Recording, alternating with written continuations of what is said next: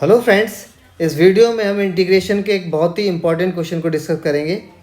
ये NCERT book के chapter 7 का एग्जाम्पल नंबर 44 है और ये बहुत इंपॉर्टेंट है। सीबीएसई बोर्ड एग्जाम में बहुत बार पूछा गया है। तो आइए देखिए हम इसको कैसे कर सकते हैं। ये एक डेफिनेट इंटीग्रल का क्वेश्चन है। तो सबसे पहले आपको इस क्वेश्चन में इसको एज्यूम करना है आई। तो इसको मैं आई मान लेता हूँ और इसमें डेफिनेट इंटीग्रल की प्रॉपर्टी लगेगी स्टार्टिंग में ही। और जब भी आप डेफिनेट इंटीग्रल की प्रॉपर्टी यूज़ करेंगे तो आपको बताना होगा कि हम कौन सी प्रॉपर्टी लगाने जा रहे हैं। तो इसमें वही प्रॉपर्टी लगेगी जो सबसे ज़्यादा बार डेफिनेट इंटीग्रल के क्वेश्चन में लगी है। तो लिखेंगे हम using property of definite integral 0 to a f of x dx becomes 0 to a f of a minus x d x. ये बहुत ज़्यादा क्वेश्चंस में लगती है, तो इसमें अप्लाई करते हैं। तो देखिए यहाँ पर a की जगह क्या है, 0 to a पाई है, a की जगह पाई है और जो x है वो आपका a माइनस एक्स हो जाएगा। x यहाँ पे क्वेश्चन में 3 जगह है, एक यहाँ पर x है, एक कॉस स्क्वायर का एंगल x है, एक साइन स्क्वायर का एंगल x है। तो ये प्रॉपर्टी हम अप्लाई करते हैं। तो i is equal to 0 to a आपका है पाई और जहाँ जहाँ x है वहाँ पर आएगा a माइनस एक्स और a मतलब a आपका है पाई, तो पाई माइनस एक्स आएगा। तो देखो x ऊपर है न्यूमरेटर में, तो ये आएगा पाई माइनस एक्स, डिवाइड में है a square cos square x. तो कॉस स्क्वायर एक्स की जगह भी आ जाएगा, जहाँ जहाँ x है वहाँ पे आपको पाई माइनस एक्स लिखना है, plus b square sine square pi minus x. अब देखो cos pi minus x first quadrant में आ गया angle, cos pi minus x minus cos x होता है क्योंकि ये फर्स्ट क्वाड्रेंट में एंगल पड़ रहा है, लेकिन यहाँ पर स्क्वायर है, कॉस पर स्क्वायर है देखो। तो यहाँ पर स्क्वायर होने की वजह से नेगेटिव, ये वाला नेगेटिव कैंसिल हो जाएगा, तो डायरेक्ट कॉस स्क्वायर एक्स लिख पाएंगे। और साइन की तो टेंशन ही नहीं है क्योंकि साइन पाई माइनस एक्स तो होता ही पॉजिटिव है, और नहीं भी होता तो यहाँ पर भी स्क्वायर है तो ये पॉजिटिव हो जाता। तो अब देखिए अगले स्टेप में क्या आने वाला है, i is equal to 0 to पाई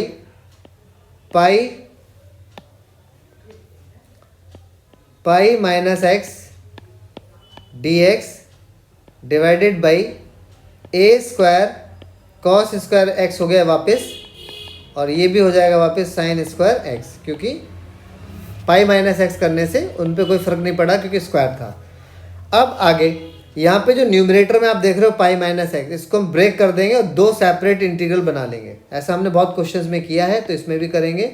तो देखो 0 to पाई, एक तो आ जाएगा आपका pi d x divided by a square cos square x plus b square sine square x, और दूसरा हो जाएगा minus 0 to pi x d x divided by a square cos square x plus b square sine square x.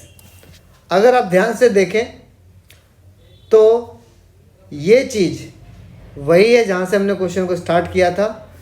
आई माना था जिसको हमने, देखिए इसी को हमने आई माना था, तो इसको हम वापस से आई लिख सकते हैं। तो इसको लिख देंगे आई।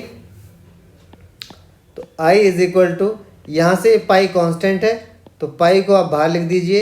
तो 0 to pi d x upon a square cos square x plus b square sine square x. अब यहाँ पर ये तो हो गया आई, ये तो आ जाएगा लेफ्ट में। अब देखो यहाँ इस तरह के क्वेश्चन में आपको मैंने पहले भी कराया कई बार, जहाँ डिवाइड डिनोमिनेटर में कॉस स्क्वायर एक्स या साइन स्क्वायर एक्स होता है, तो उसमें इंटीग्रेशन करने के लिए आपको न्यूमरेटर और डिनोमिनेटर में कॉस स्क्वायर एक्स से डिवाइड करना होता है। तो यहाँ पे हम लिखेंगे in this part we will divide, short form में लिख रहा हूँ मैं, शॉर्ट फॉर्म में, divide numerator and denominator by cos square x. इससे हम डिवाइड करेंगे और इस आई को हम राइट साइड में ले आएंगे। तो दो आई प्लस आई, और यहाँ पर आप डिवाइड कर रहे हो, हर स्टेप में आप डिवाइड करोगे कॉस स्क्वायर एक्स से, न्यूमरेटर में भी और डिनोमिनेटर में भी।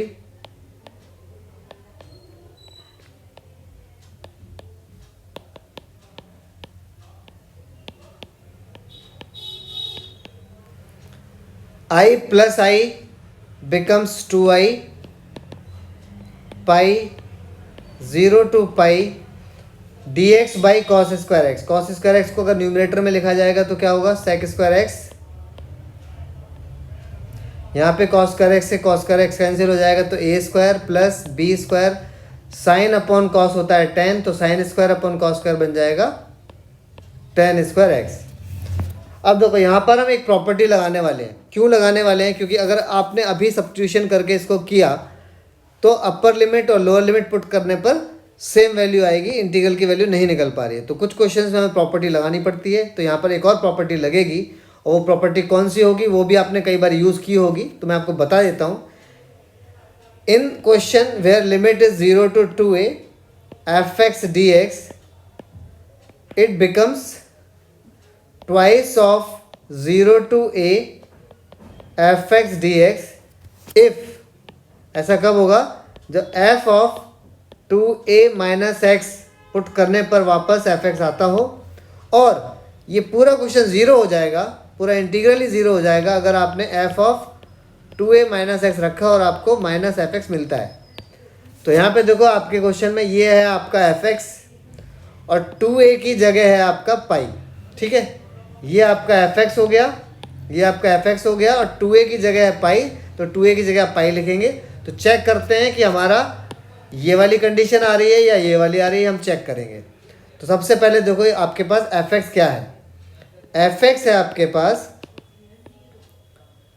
क्वेश्चन में sec square x by a square plus b square tan square x, और हमें चेक करना है F of 2a minus x क्या आएगा।